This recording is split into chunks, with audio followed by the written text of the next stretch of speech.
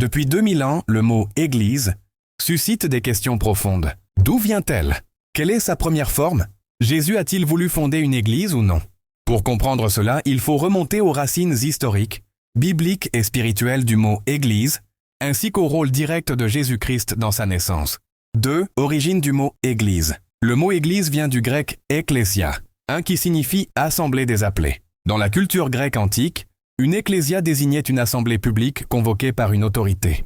Dans la Bible, ce mot est utilisé pour désigner l'assemblée des croyants réunis en Jésus-Christ, c'est-à-dire la communauté de ceux qui ont répondu à l'appel de Dieu.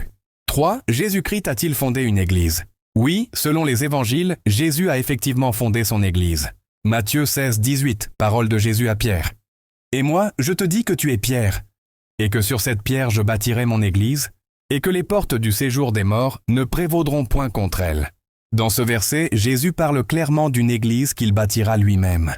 Ce n'est donc pas une invention des apôtres après sa mort, mais une institution voulue par lui. Il n'a pas laissé un bâtiment, mais une communauté vivante de disciples, unis par la foi, le baptême et l'enseignement des apôtres. 4. Quelle est la première église à exister? La toute première église est celle de Jérusalem après la Pentecôte. Le jour de la Pentecôte, selon Actes 2, 1, 47, le Saint-Esprit descend. Actes 2, 42. La prière communautaire. Jésus n'a jamais laissé une religion fondée sur des murs, des bâtiments ou des traditions mortes. Il a voulu un corps vivant, Éphésiens 1, 22, 23. Un troupeau uni, Jean 10, 16. Un peuple saint et mis à part, 1 Pierre 2, 9. L'Église, selon Jésus, c'est l'ensemble des véritables croyants qui marchent selon sa parole, nés de nouveau et remplis du Saint-Esprit. 6. Toutes les églises actuelles sont-elles cette Église? Malheureusement non. Avec le temps, l'Église s'est institutionnalisée. Église catholique, orthodoxe, protestante.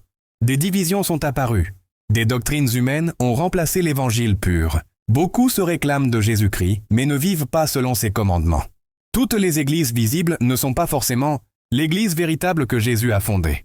L'Église véritable a été fondée par Jésus-Christ lui-même, et elle a vu le jour à Jérusalem lors de la Pentecôte. Elle est spirituelle avant d'être institutionnelle. Elle n'est pas définie par une dénomination ou un bâtiment, mais par la foi en Jésus-Christ, la nouvelle naissance et la communion dans la vérité. Si tu veux faire partie de l'Église véritable, ce n'est pas ton affiliation religieuse qui compte, mais ta relation personnelle avec Christ, ta fidélité à sa parole et ta vie conduite par le Saint-Esprit. Abonne-toi pour recevoir d'autres enseignements spirituels profonds et vrais. Par Gaston Luamba, le chercheur de la vérité biblique.